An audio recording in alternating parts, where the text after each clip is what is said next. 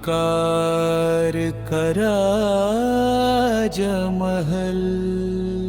बहुत समय पहले एक असुर राजा था, हिरण्यकशिपु।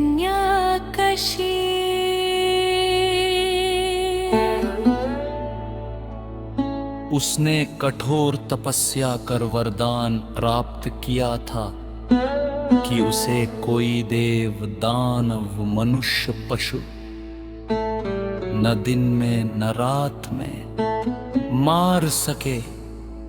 समय के साथ उसका सामर्थ्य अहंकार में बदल गया।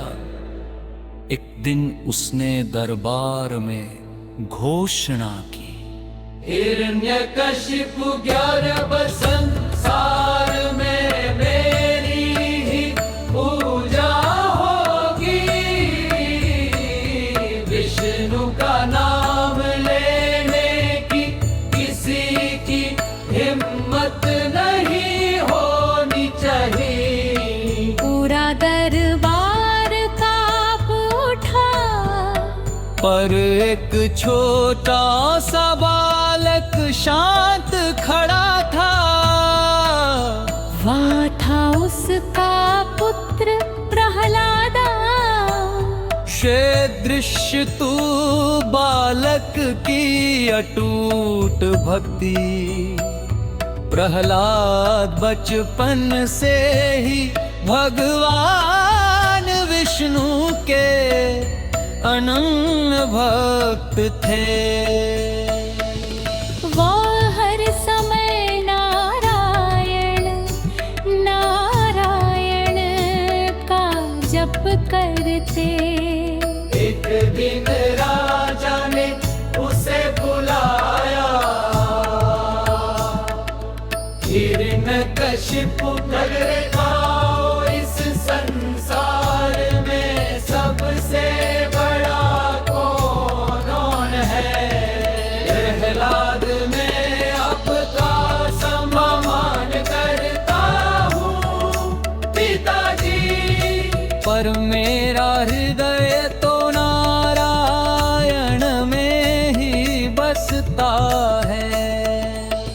दृश्यतली भक्ति की परीक्षा राजा ने आदेश दिया, इसे मार डालो।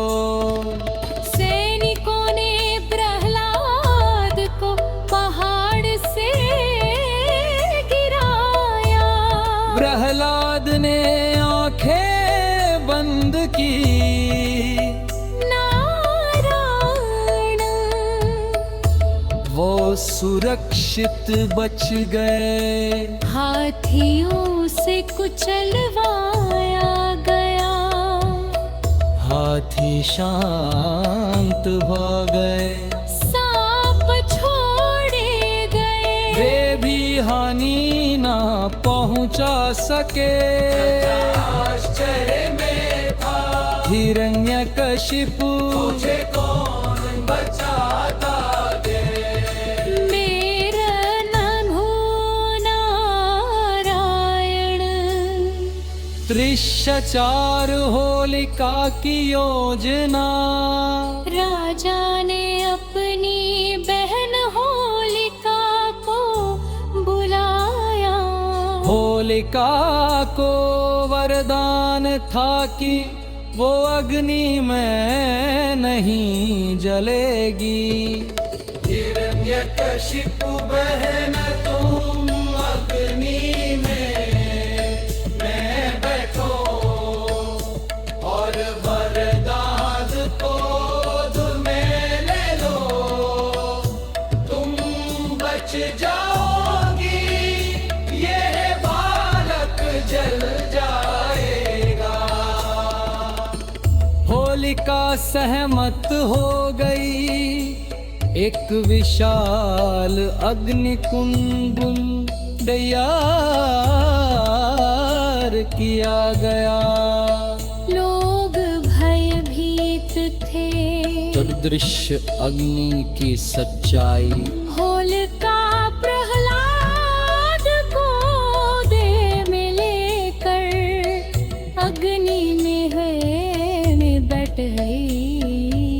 लपटे आकाश तक उठी।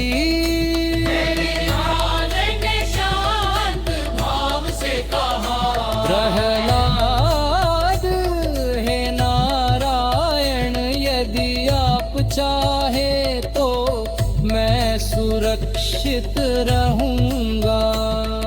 अचानक तेज हवा चली, होलिका का अग्नि रक्षक वस्त्र उड़कर प्रहलाद पर आ गया।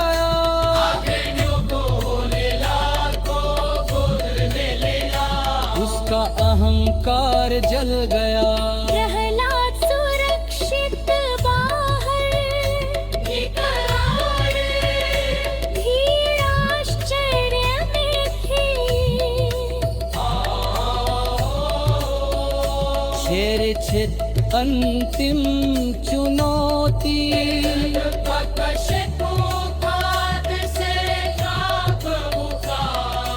हिरण्यकशिपु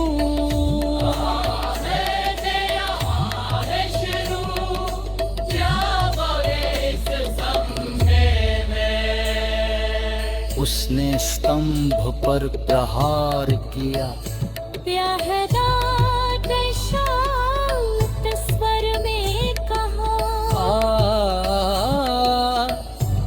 वे यहाँ भी है। तभी स्तंभ से प्रकट हुए भगवान नरसिम्हा। आधे मनुष्य आधे सिंह रूप में उन्होंने संध्या समय द्वारिकी देहली पर अपने नखों से हिरण्यकशिपु का अंत किया।